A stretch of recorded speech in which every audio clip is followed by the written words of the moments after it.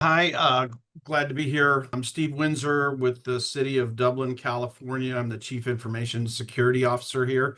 We actually got into Oomnitza with Alan's help and guidance. I would say that where we are as a city with assets a short time ago, we were in chaos with our asset management where we did not have a good visibility into it.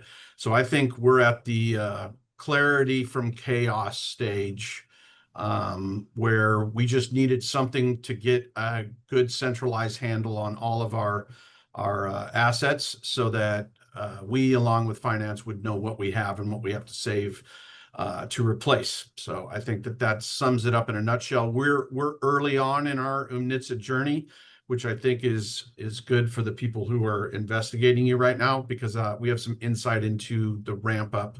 And I think Alan and Shar are a little further ahead than we are, but we're looking forward to using it for more things.